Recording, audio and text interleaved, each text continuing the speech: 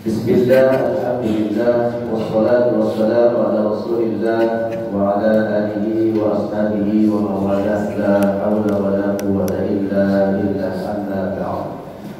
Alhamdulillah, kita selalu bersyukur kepada Allah Subhanahu wa taala di pagi yang sejuk ini kita masih diberikan kesehatan, diberikan keafiatan, masih bisa melaksanakan ketaatan kepada Allah Subhanahu wa taala.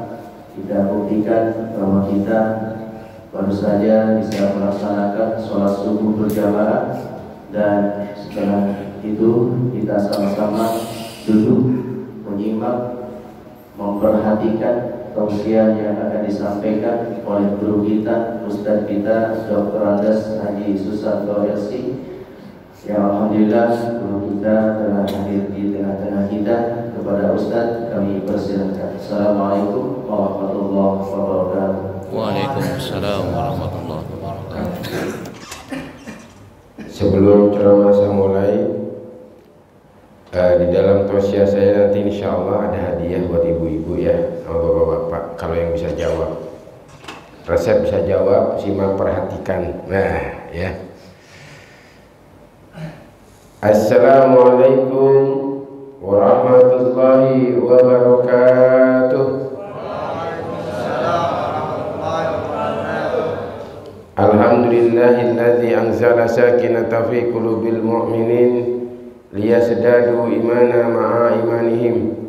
Asyhadu an la ilaha illallah wahdahu la syarikalah wa asyhadu anna Muhammadan abduhu wa rasuluhu illa yaumil qiyamah. Allahumma salli wa sallim wa barik ala sayyidina Muhammadin wa ala alihi wa ashabihi ajma'in, amma ba'd. Fa ya ayyuhan nas, fa ya ayyuhal hadirun, ittaqullaha haqqa tuqatih wa la tamutunna illa wa antum muslimun. Hadirin yang dimuliakan Allah Subhanahu wa taala, alhamdulillah Allah masih izinkan kita, diberikan kita kemampuan untuk ibadah kepada Allah Subhanahu wa taala. Banyak orang yang punya waktu luang, badan sehat, bahkan rumah dekat masjid, berat melangkahkan kaki. Maka kita minta kepada Allah Subhanahu wa taala, ya Allah Rabb, jadikanlah akhir hayat kami dalam keadaan ibadah, dalam keadaan istiqomah dan husnul khatimah. Itulah kesuksesan hidup manusia. Kenapa? Semua yang ada pada diri kita akan ditinggalkan di saat kita meninggal dunia. Yang kekal abadi adalah amal-amal ibadah kita.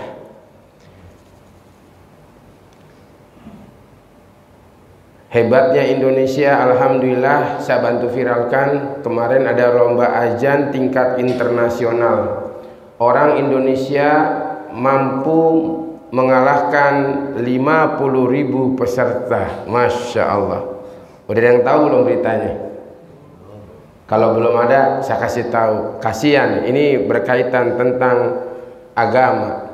Berkaitan tentang agama tidak diliput. Maka saya kasih tahu, yang memenangkan adalah orang Aceh. Saking bagusnya ajannya sampai jurinya nangis, Pak. Sampai jurinya nangis. Ini yang menang orang Indonesia mengalahkan 50.000 peserta. Banyak nggak, Pak? Banyak. Satu kecamatan orang nggak ada 50.000. Ini 50.000 dikalahkan oleh peserta ini, orang Aceh. Sampai jurinya tuh nangis. Saking bagusnya, jadi jurinya sambil dengar azan sambil nangis. Hebatnya orang Indonesia. Ya, itu di bidang agama. Dan ada lagi di bidang sains. Yang mana penemu di dunia, bukan di Indonesia, di dunia.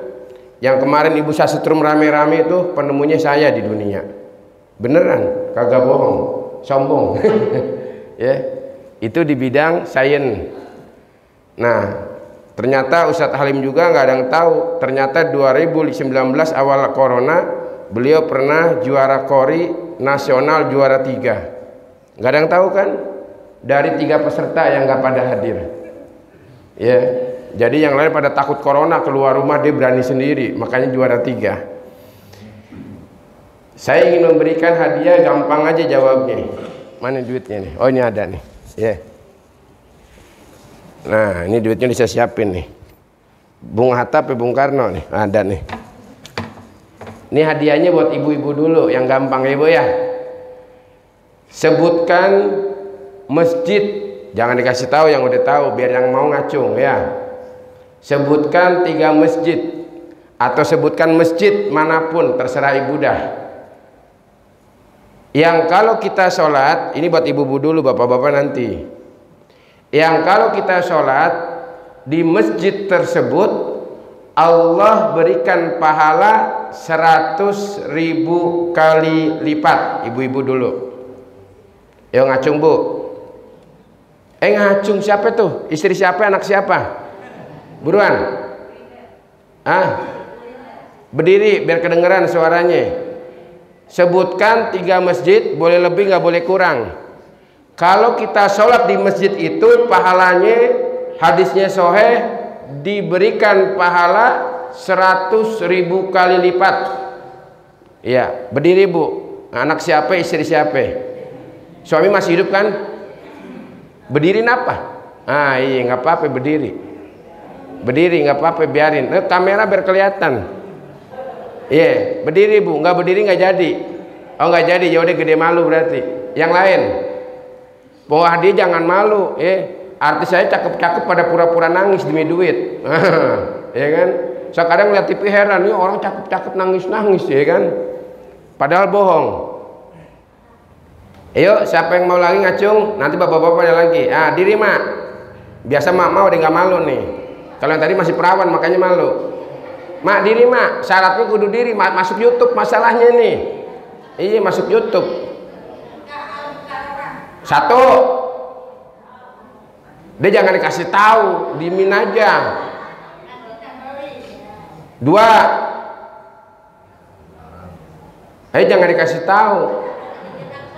3. Ada lagi nggak? Udah 3 doang. Bagaimana juri Ustadz Dedi benar? Benar ya? Benar. Benar sekali Bu ya. Jadi Masjid di Nabawi, Masjidil Haram, sama Al-Aqsa.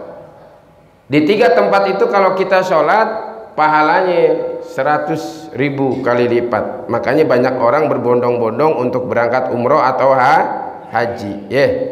Karena di tempat itulah subhanallah, dan di tempat itulah ada tempat-tempat mustajab. Kalau di Indonesia nggak ada tempat mustajab, adanya waktu mustajab. Ada tempat mustajab, surga ibumu di telapak kakimu. Nah itu dia ya. Jadi hadirin rahimakumullah, pertanyaan saya yang kedua, kasih hadiah dulu, lupa nih. Nih Bu, ya. Nah ini Bu, saya kasih Bu. Nah,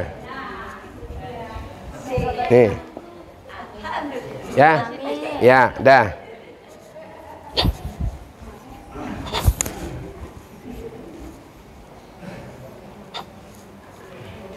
Itu hadiah kalau buat beli gorengan sampai muntah Bu. Sampai mana tadi ya? Lupa saya tuh. 3 masjid. Bu, nih saya kasih tahu lagi. Pertanyaan saya yang kedua, dan ini bapak-bapak bantu jawab. Kalau kita ada di masjid 3 tempat tersebut yang hadisnya sahih dilipat gandakan hingga 100.000 kali lipat, kira-kira kalau kita di Indonesia sholatnya malas di tempat itu, kira-kira malas apa semangat? Semangat apa malas? Semangat. Kenapa semangat? Karena kita tahu nilai amal ibadah. Hanya orang yang bodoh apabila di 3 masjid tersebut yang diganti pahalanya dilipat gandakan 100 kali 1000 lipat, tapi ibadah kita sama di luar masjid, itu hanya orang yang bodoh. Lalu saya sampaikan di sini, hanya orang yang bodoh udah datang bulan Ramadan, amal-amal ibadah tidak dimaksimalkan. Kenapa? Kita tahu di bulan-bulan Ramadan yang wajib berkali-kali ganti oleh Allah, yang sunnah dihitung wajib.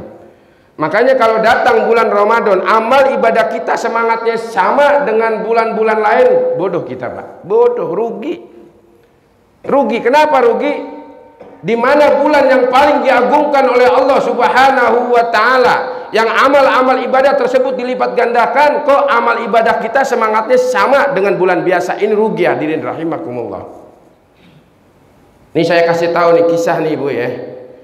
Ada gara-gara 10.000 beramal di bulan Ramadan, subhanallah, dengan izin Allah, Allah berangkatkan umroh tahun berikutnya sebulan penuh. Ini saya kasih tahu ceritanya. Udah saya kasih tahu belum cerita di sini?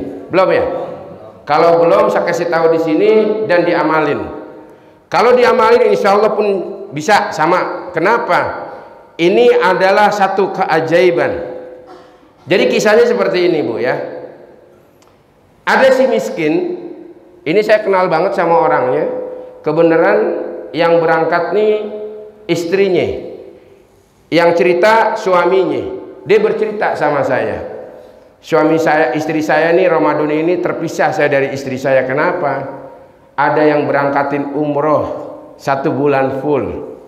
Nih ceritanya seperti ini suaminya. Saya tuh kalau dengar apapun pasti saya korek apa amal ibadahnya. Ternyata gara-gara 10.000. Ya, gara-gara 10.000. Kok bisa? Dengerin dulu ceritanya. Jadi ini orang miskin, Pak. Orang miskin, dia di saat mau datang bulan Ramadan dia udah niat. Kan hanya ada sholat tarawih itu di bulan Ramadan, betul? Jadi dia udah niat, ya Allah, selama Ramadan hamba mau berangkat tarawih plus bawa infak. Nah ini orang miskin nukerin duit akhirnya 300.000. 300.000 dibagi 10.000 kan 30, betul Bu? Nah itu duit ditaruh di atas dia punya pintu. Jadi setiap kali dia mau berangkat tarawih itu duit diambil 10.000. Nah setiap tarawih itu kan ada kotak amal tuh yang lewat tuh ya, kotak amal yang lewat. Nah maka si miskin ini sambil masukin duit ke kotak amal sambil doa, ya Allah berangkatkan hamba umroh, masukin tuh duit. Ini insya Allah kalau ini diikutin insya Allah ibu pun ketular, amin. Ya ini nggak ada yang nggak mungkin. Kenapa? Karena janji Allah Subhanahu wa Ta'ala di dalam Al-Quran udah dikasih tahu, yang kecil Allah balas berkali-kali lipat tanpa batas. Nah makna tanpa batas bukan 100 dikali 100, bukan, tanpa batas. Nah hari berikutnya begitu Bu, terus dia kebenaran dia punya tempat duduk di situ-situ aja, nggak kemana-mana. Jadi setiap kali dia infak dia selalu doa sama Allah, ya Allah berangkatkan hamba umroh. Kalau haji kan kelamaan, dia mintanya umroh dulu.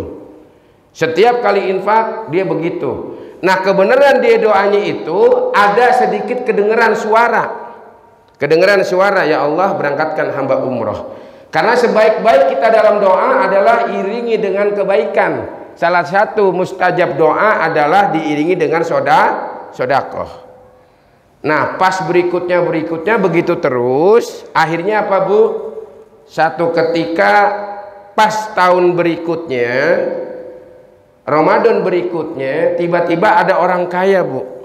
Ada orang kaya yang dia pamitan sama situ miskin ngomong gini, insya Allah ya saya tahun depan nih saya mau berangkat umroh. Saya mau berangkat umroh di bulan Ramadan 1 bulan full. Kata si miskin, alhamdulillah Pak ya, doakan saya juga mudah-mudahan bisa berangkat umroh. Apa yang terjadi hadirin rahimakumullah, ini kuasa Allah. Ternyata waktu dia infak tanpa disadari di sebelahnya itu orang kaya Pak. Orang kaya. Nah si miskin itu waktu doa, waktu nginfak, si orang kaya tahu ini bahwasanya si miskin ini orang miskin, tahu dia. Terdengar suaranya berangkatkan hamba umroh, si kaya ini terenyuh batin. Dia tahu dia orang miskin, dia terenyuh batin. Yang namanya orang miskin infak setiap hari nggak putus-putus. Lalu terdengar doanya berangkatkan hamba umroh, dengan izin Allah, Allah gerakan hati si kaya itu terenyuh batin. Si orang miskin ini diajak umroh hadirin rahimakumullah. Apa hikmah daripada kisah ini? Hikmahnya adalah yang pertama itulah kuasa Allah. Yang kedua, Allah jadikan wasilah orang kaya itu kalau dia duduk di sebelahnya orang kaya. Jadi si miskin ini kalau duduk sebelahnya orang kaya. Yang ketiga, doanya didengar sama Allah dan sama orang kaya. Makanya bapak-bapak kalau infak, lihat kanan kiri orang kaya atau enggak tuh. Kalau dilihat orang miskin ya lama juga itu berangkat umroh tuh. Ya, ini hikmahnya hadirin rahimakumullah. Ya. Jadi Allah Maha mampu menjalankan sesuatu hal yang tidak masuk akal hadirin. Makanya Bu, sangatlah rugi kalau di bulan Ramadan kita berangkat tarawih nggak bawa infak, rugi kita Bu. Rugi. Kenapa rugi? Seafdol-afdolnya kita bersedekah di bulan Ramadan. Nah, jadi kalau kita maaf banget masuk ke masjid yang ruangan ber-AC, mewah megah kayak istana, karpetnya empuk, AC-nya dingin, masuk ke masjid, apa nanti di hadapan Allah? Kita masuk terminal yang bau pesing bikin pala pusing aja, setelah keluar dari WC ditodong. 2000 mana 2000? 2000 mana 2000? Ditodong kita Pak. Padahal waktu kita masuk ke WC sambil tutup hidung karena pesing, kita mau ngeluarin duit. Apa kita nggak malu nanti ke hadapan Allah? Di saat Rasulullah Nabi kita katakan seafdol bersedekah di bulan Ramadan, kok kita berangkat tarawih nggak sambil bawa infak hadirin? Saya mau tanya sama jamaah, kalau kita masuk ke Indomaret, masuk ke Alfa, dorong pintu, terus kita sadar kita nggak bawa duit, saya mau nanya, kira-kira lanjut masuk, diem di tempat, apa pulang? Pulang. Kalau lanjut masuk, diem di tempat, ada kemungkinan lagi mantau mana yang bisa dicolong. Ada Pak. Sebanyak-banyaknya kita belanja di Indomaret, di Alfa, 3 hari, 2 hari, 5 hari, 1 minggu, hanya berakhir di kotoran, hanya berakhir di WC. Tapi tatkala kita belanja, memasukkan harta kita fisabilillah, maka demi Allah tatkala kita meninggal dunia, harta itu dibawa hadirin rahimakumullah. Ini saya kasih tahu, ini mudah-mudahan jadi motivasi. Karena saya kebanyakan duit, setiap status WhatsApp yang nyimpen nomor saya kan otomatis kalau mereka bikin status kebaca. Di mana-mana ada status di bulan Ramadan ini dia sedang berdagang, contoh kolak 5 ribuan, langsung saya balas, berapa semua satu gelasnya, berapa biji? Ada 100 Pak Ustadz, saya borong, saya transfer, tolong bagiin ke yang lain-lainnya. Setiap kali saya lihat status seseorang Pak, saya borong mereka dagangan. Kenapa? Saya ingin membahagiakan 2 orang. Yang pertama yang saya bahagiakan adalah pedagang, yang kedua yang saya bahagiakan adalah mereka yang dikasih oleh pedagang.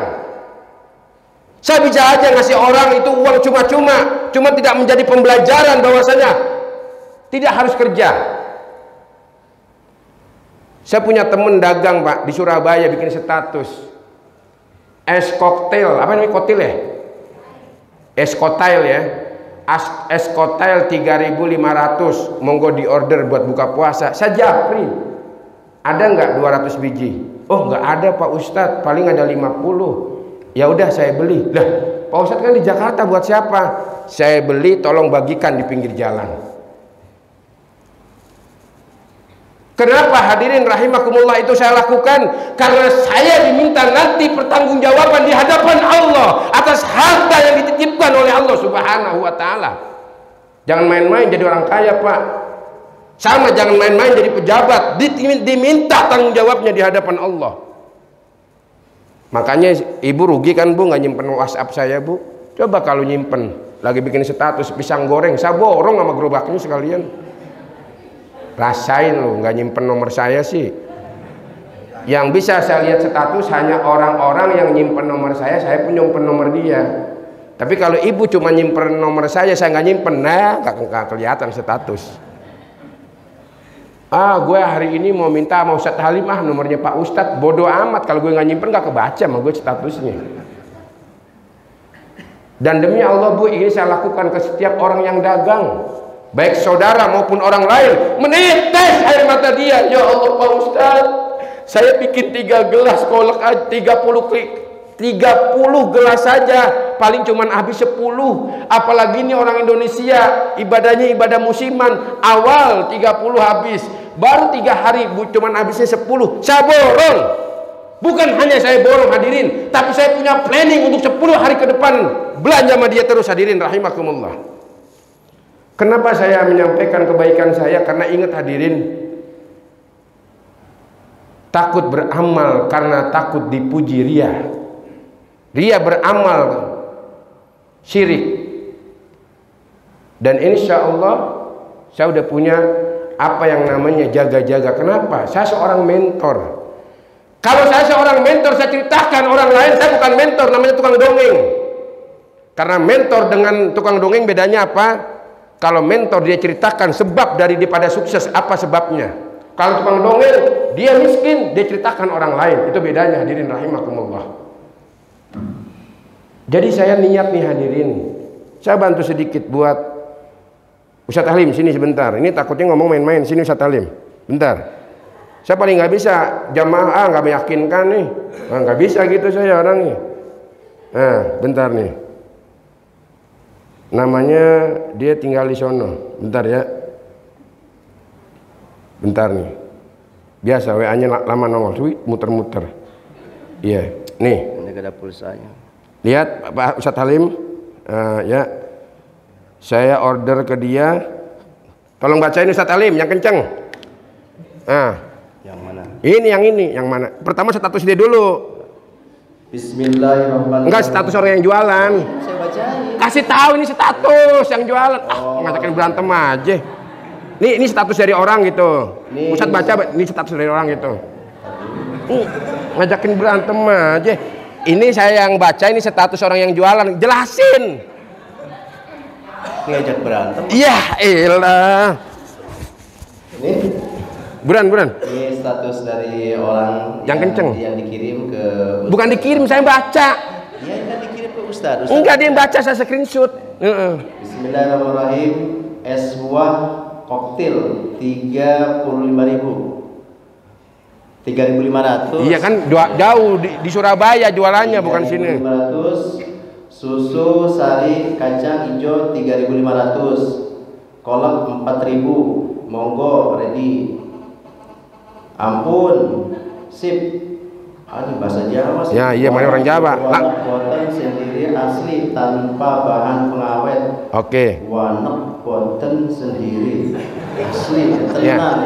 Ini yang jualan orang Surabaya, Bu. Nah, lihat nih sekarang hasil daripada saya punya transferan, tolong dibacain dong. Bacain. Subhanallah, ditransfer sama Ustadz Susanto 875.000. Keterangannya baca keterangannya. Order 250 gelas minuman. Oh. Alhamdulillah. Padahal Bu, Besok bikin status Pak.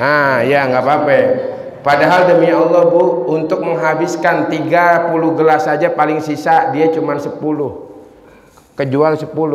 Dan ini nggak putus hanya hari itu. Saya berlanjut. Kenapa berlanjut?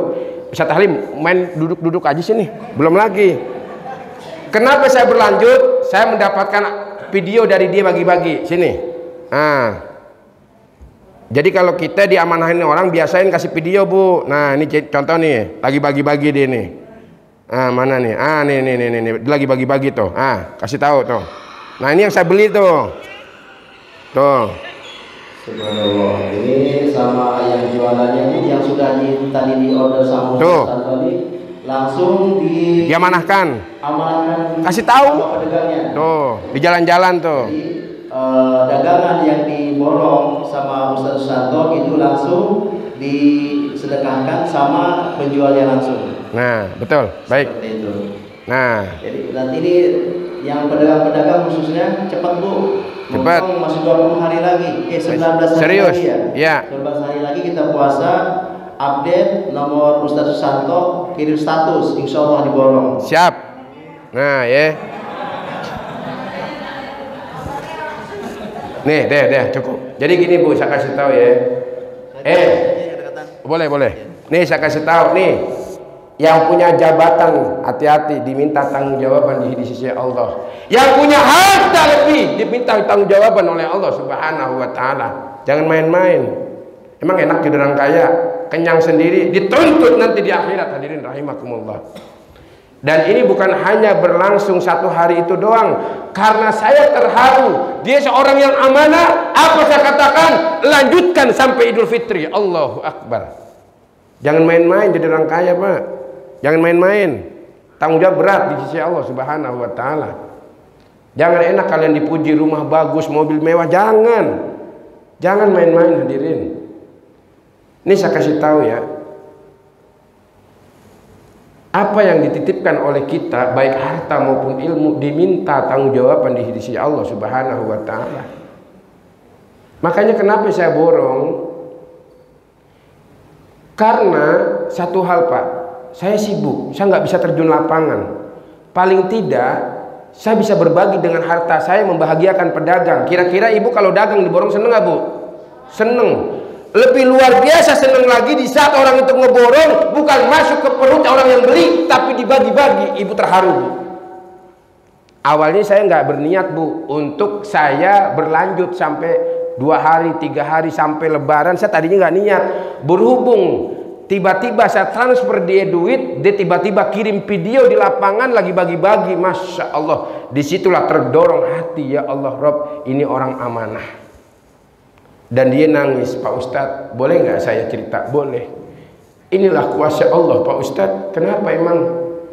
Suami saya kerja di ternak ayam di perusahaan besar di Surabaya. Hujan puting beliung, angin gede, ada pohon gede rubuh kena kandang ayam tersebut. Alhasil apa? Karena rusak kandang ayamnya, 6 bulan semuanya dalam konstruksi pembangunan akhirnya diberhentikan dan tidak ada pesangon, diliburkan. Saya udah pasrah sama Allah, Pak Ustadz. Suami saya nganggur, pasrah saya, doa sama Allah. Kok ini jawabannya? Masya Allah. Mana yang tahu, hadirin rahimakumullah. Maka di saat kita sedang susah, banyaklah mohon kepada Allah. Allah nanti hadirkan siapa-siapa yang menjadi hambanya untuk membantu kita, hadirin rahimakumullah. Ternyata apa? Kenapa Allah gerahkan saya ngelihat status dia? Padahal maaf, di kontak saya ada kurang lebih 4.500 orang yang saya simpen. Dan saya karena orang sibuk jarang lihat status. Kok pada hari itu saya dilalah dikasih lihat status seseorang, lalu hati saya condong. Ya Allah Rabb, ini ada orang dagang. Ya Allah, ini saya banyak uang. Saya borong aja deh. Saya borong akhirnya, hadirin rahimakumullah. Dan ternyata pas saya borong, saking dia senangnya langsung dia terjun ke lapangan, hadirin rahimakumullah. Bagi-bagi, kirim-kirim video ke saya. Maaf banget Ustadz Halim, kalau jadi orang kaya memborong makanan terus tiba-tiba dikirimin video, seneng nggak? Seneng banget, batin nangis, Pak, nangis. Ya Allah Rabb, nangis. Makanya ibu-ibu yang nggak tahu nomornya Ustadz Halim, minta sama Ustadz Halim. Ya, nanti insya Allah disimpan, dibaca. Dan ini saya katakan, siapa-siapa yang pasang status dagang, saya borong. Kenapa? Pantang bagi saya mundur untuk kebaikan. Jangankan udah kaya begini, Bu. Zaman saya miskin, masih ingat banget 2013 saya masih miskin, motor saya masih jelek. Saya ke ITC Cempaka Mas. Waktu itu saya menjadi jamaah sholat Jumat. Saya miskinnya aja masih sombong dalam sedekah. Itu duit di kantong ada 10.000, 20 sama 5.000 sama yang paling gede 100.000. Ini zaman saya miskin loh, Bu. Beneran. Niat hati Ustadz Halim itu kan uang yang namanya 100.000 dengan 10.000 kan kembar siem. Tahu kembar siem nggak? Mirip gitu ya. Lalu saya niatnya 10.000, Bu. 10.000 niatnya, pas kecabut 100.000. Untungnya saya waktu itu udah punya ilmu. Apa ilmunya? Tidaklah ranting di malam gelap gulita di tengah pohon yang lebat jatuh kecuali izin Allah. Tidaklah sebutir benih bergerak di lautan yang lepas yang luas kecuali izin Allah. Akhirnya saya ngomong sama tuh tangan saya ceramain, Bu. Hei, tangan, lu ngambil duit 100.000 dari kantong gue, bukan karena lu salah, tapi karena Allah uji saya. Wis gitu. Saya ceramahin tuh tangan, Bu. Saya bacain ayatnya. Masalul ladzina yunfikuna amwalahum fi sabilillahi kamasali habatin ambatat sab'a sanabila fi kulli sumbulatin mi'atu habba wallahu yudha'ifu liman yasha wallahu wasi'un alim. Pengen dimasukin masih ragu, sayang. Saya bacain lagi ayatnya. Lan tanalul birra hatta tunfiqu mimma tuhibbun. Mau dimasukin lagi, sayang. Saya bacain hadisnya. As-shadaqatu tajribu rizki. Karena udah mantep hati, yakin, saya masukin tuh duit, cemplung. Subhanallah, selamat tinggal 100.000. Dan saya masih ingat banget waktu itu saya masih tutup lubang gali lubang Ustaz Halim, saya masih dagang handphone second Ustaz Halim. Enggak nunggu sampai besoknya, enggak nunggu sampai matahari tenggelam, saya infak di sholat Jumat. Pas sholat Jumat saya buka konter, pas saya habis buka konter lagi duduk, ada handphone yang second ditawar, keuntungan berapa, Bu? Subhanallah, ini janji Allah, man ja'a bil hasanati falahu asyru amsalha. Ada yang beli handphone second saya, waktu itu keuntungan saya 1 juta. Allahu Akbar. Kenapa langsung dikesin sama Allah? Allah malu mengabulkan, menolak hamba-hambanya yang beramal dengan yakin. Makanya kalau ibu salah ngambil duit, jangan dibalikin lagi, Bu, ke kantong, Bu. Tandanya nggak yakin sama Allah. Nggak yakin sama Allah kalau kayak gitu. Dan kita salah ngambil karena diuji sama Allah atas ilmu kita. Jadi jangan sampai kita berinfak itu bukan karena bisikan malaikat tapi bisikan setan. Emang ada Pak Ustadz berinfak bisikan setan? Ada. Kalau punya duit ada 2.000, 5.000, 10.000, 20.000, yang diambil 2.000 itu namanya infak bisikan setan. Mana ayatnya? As-syaitanu ya'izukumul faqara. Setan nakut-nakutin kita miskin, melarat. Karena kita ditakut-takutin sama setan, mau ngambil 10.000, jangan, ada yang 5.000. Memasukin yang 5.000, jangan, ada yang 2.000. Diambil 2.000, maka infak kita kena bisikan setan.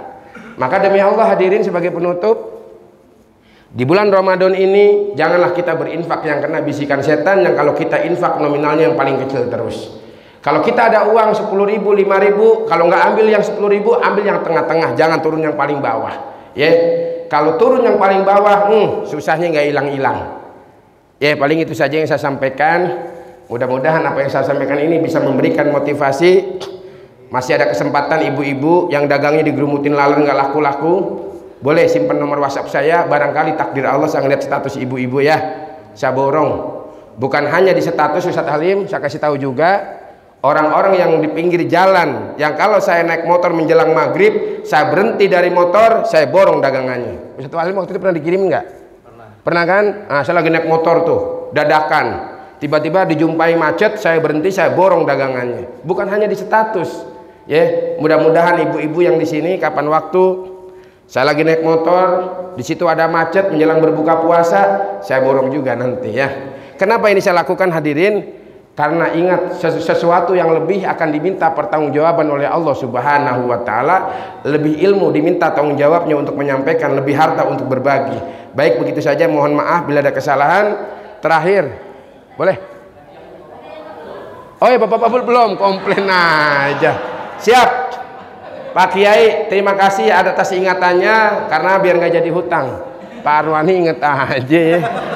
Enggak, saya bukan takut rugi, bukan, maksudnya lupa itu kan. Perkara yang lupa nggak jadi dosa. Ibu semalam nggak sahur, tiba-tiba buka kulkas minum berdahak jam 12 siang, itu nggak dosa kalau lupa ya. Oke, hadiahnya buat bapak-bapak simpel aja, gampang ya. Mudah-mudahan bisa jawab. Ada 7 amalan sunnah Nabi yang kalau dilakukan terus menerus maka subhanallah. Apa 7 amalan Nabi? Yang pertama, bareng ikutin tahajud. Yang kedua, baca Quran. Ini kalau udah ke-7 nanti langsung ngacung, saya hafal Ustadz, langsung ngacung ya. Yang ketiga, bagi laki-laki sholat berjamaah, ikutin sholat berjamaah. Yang keempat, senantiasa sholat duha. Yang kelima, senantiasa bersedekah. Yang keenam, senantiasa apa Pak? Istighfar, betul, hafal tuh. Yang terakhir senantiasa menjaga wudhu. Ngacung, ada 7. Ayo buruan ngacung. Sini, sini. Mana orangnya? Mana? Berdiri, masuk YouTube. Di sini. Oh nggak lihat, maaf nggak tahu ya. Ya boleh. Yang pertama apa? Kasih mic-nya ada. Iya sini. Oh iya. Ini beliau alhamdulillah nanti di akhirat ada satu hisab yang nggak pakai ditanya-tanya, yaitu mata. Kalau yang lain ditanya-tanya, matanya buat nonton apa tuh? Sini mic-nya nih. Mana mic-nya tadi? Oh, ini nih. Yang pertama apa? Mana mic-nya? Ah, ini. Ya. Aduh lupa. Aduh, ada-ada aja pakai lupa. Kalau ngacak-ngacak nggak apa-apa, yang penting 7 jumlahnya. Sholat berjamaah. Boleh 1, 2. Sholat duha. Ya 3. Banyak-banyak istighfar. 4. Sedekah. 5. Tahajud. Kita disiapatin tahajud.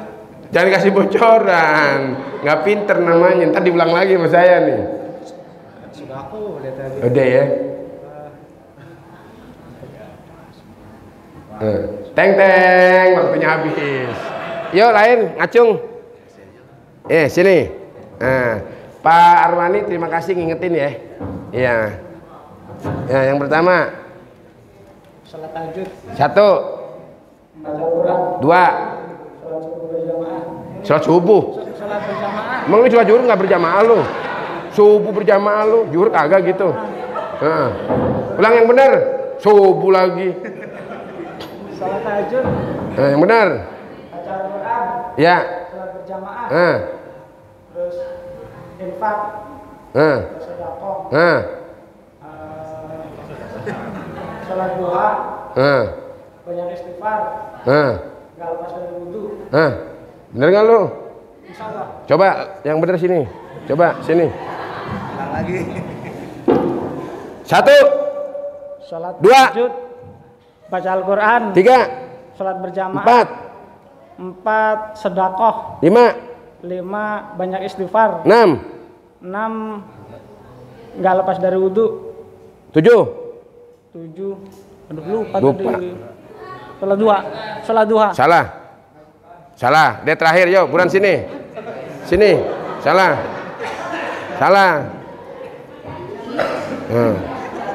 Ini saya ulangin lagi aja ya. Ini sebenarnya bukan hafalan, maaf, ini bukan hafalan tapi pengamalan. Kalau biasa ngamalin insya Allah itu gampang. 7 sunnah Nabi harian. Yang pertama senantiasa Nabi sholat malam tahajud. Yang kedua tidak lepas dari baca Quran. Yang ketiga senantiasa sholat berjamaah. Yang keempat sholat duha.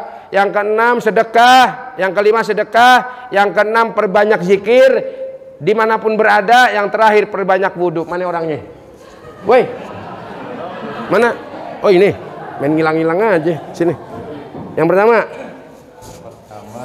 sholat tahajud. Ya. Yang kedua bersedekah. Yang ketiga sholat berjamaah, sholat wajib berjamaah.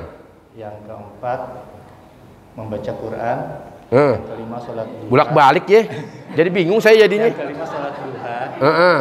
Yang keenam. Coba rada bagusan dikit, yang jangan diacak-acak gitu kalau bisa. Saya perasaan ngajarinya nggak ngacak-ngacak dah. Yang pertama sholat tahajud. Yang kedua membaca Quran. Ya. Yang ketiga sholat wajib berjamaah. Ya, betul. Yang keempat bersedekah. Nggak apa-apa dah. Yang kelima sholat duha. Yang keenam menjaga wudhu. Yang ketujuh perbanyak istighfar. Bener, iya, nggak apa-apa bener. Yang ketujuh perbanyak wudhu, yang keenam istighfar. Yang keenam, ya boleh lah, nggak apa-apa lah ya. Daripada nggak kelar-kelar sampai jam 7 nanti. Nih uangnya nih. Nah.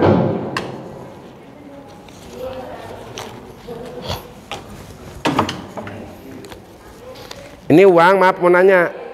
Di atas 100.000 lembaran ada nggak? nggak ada. Nggak ada. Kalau ada saya mau kasih. Nggak ada ya udah ini aja. Ya, deh, ya. Bismillah, bentar. Nah. Bismillahirrahmanirrahim. Ya Allah, saya niatkan yang barusan ibu dapat hadiah maupun beliau, saya niatkan pahalanya untuk ibunda saya almarhum Ibu Lasi binti Sankardi. Saya minta jamaah yang hadir, saya telah membagi ilmu kepada jamaah.